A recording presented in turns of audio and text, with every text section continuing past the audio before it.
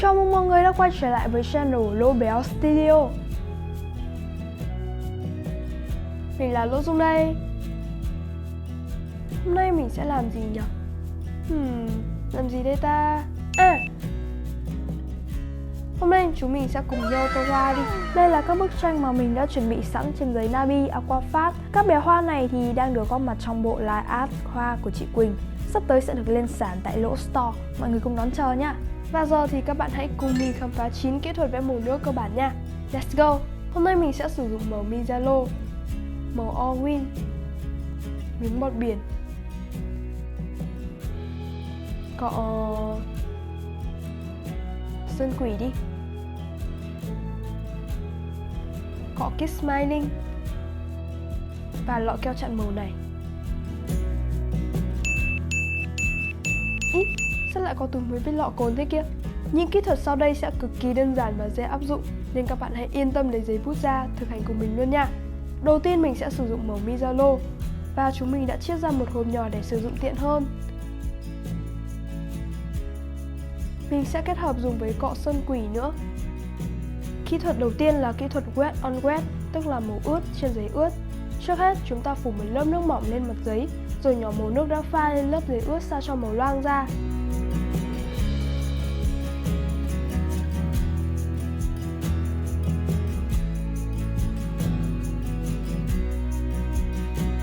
Bông hoa này thì mình sẽ kết hợp màu tím và màu hồng nha.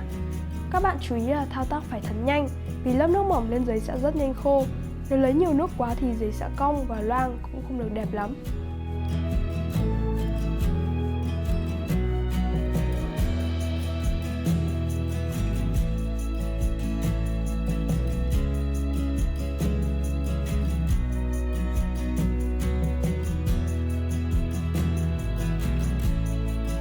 Thứ hai là đến kỹ thuật wet on dry, tức là màu ướt trên giấy khô. Kỹ thuật này có lẽ là kỹ thuật mà mọi người thường hay sử dụng khi mới đến với màu nước. Chúng ta chỉ cần pha màu và tô thẳng lên giấy là xong. Để tranh được đẹp hơn thì chúng ta cần lấy đủ lượng nước và tô thật đều tay. Trường hợp nhiều nước quá thì giấy sẽ cong, màu sẽ dễ bị tràn ra ngoài. Khi khô lại sẽ bị viền, màu loang cũng không được đẹp và đều. Nếu chúng ta lấy ít nước quá thì tô cũng không đủ khoảng trắng. Nếu lấy lớp màu khác đè lên thì cũng sẽ bị viền. Do đó thì đủ và đều là yếu tố khá quan trọng để ứng dụng kỹ thuật này một cách thành thạo nhất.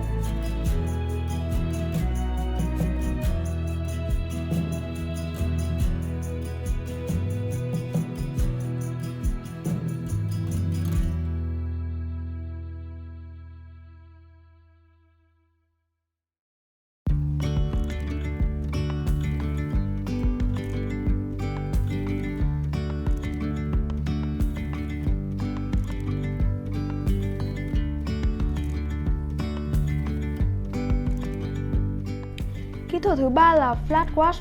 Đây là kỹ thuật nâng cao hơn của kỹ thuật wet on dry. Với kỹ thuật này, chúng ta có thể tạo được một lớp màu mịn đều bằng cọ vuông bản lớn hoặc cọ thư pháp đều được nha. Và bức tranh này thì mình sẽ sử dụng cọ thư pháp sơn quỷ.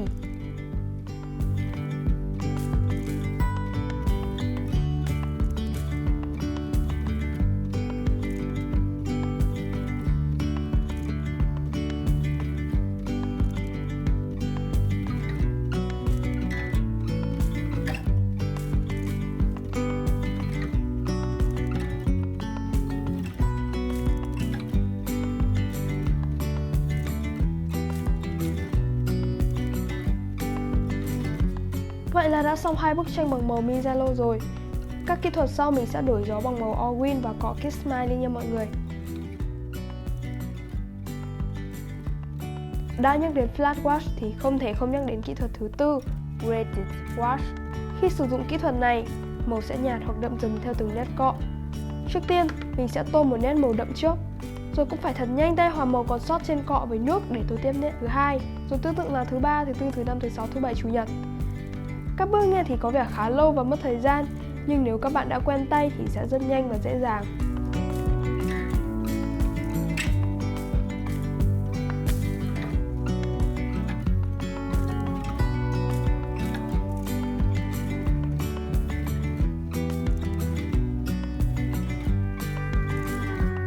Kỹ thuật này tạo hiệu ứng chuyển màu khá đẹp, thích hợp để tô da, tóc, phong cảnh. Nhưng bây giờ thì mình chỉ tô hoa thôi.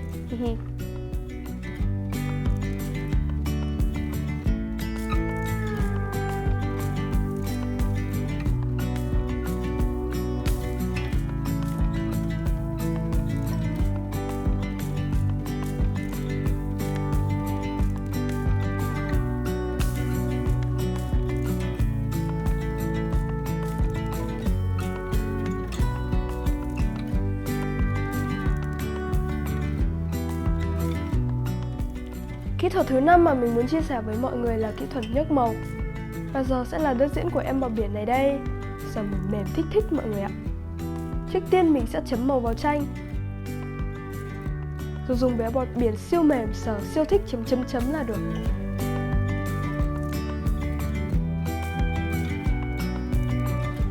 Các bạn có thể dùng giấy khô để thay thế cũng được nha. Tiếp theo sẽ là kỹ thuật gì nhỉ? Trước tiên mình sẽ tô màu bông hoa này trước nha.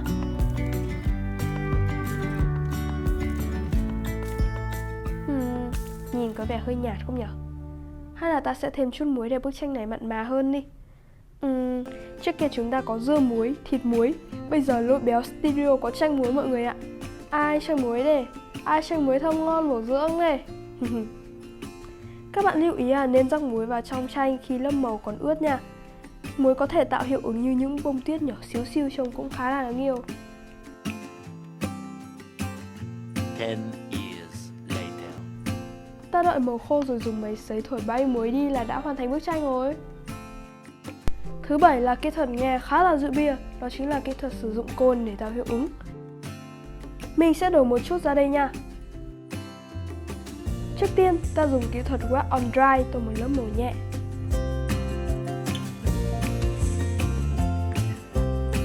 Sau đó nhúng tăm bông vào cồn và chấm vào phần màu đang ướt để tạo hiệu ứng. Ôi hoàng tử, hãy tha thứ cho người con gái bị trúng lời nguyền. Cô ấy đã quên mang tăm bông rồi, nên đành dùng giấy để thay thế thôi.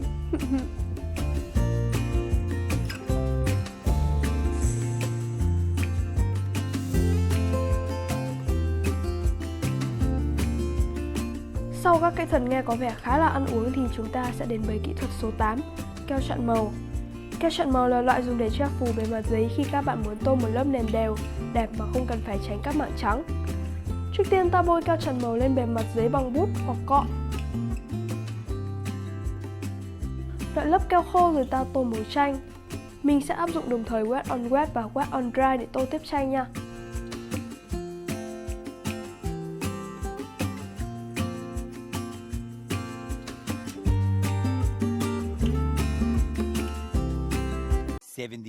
Years later. Sau khi màu khô, ta bóc lớp keo bằng tay hoặc tẩy nhẹ là xong.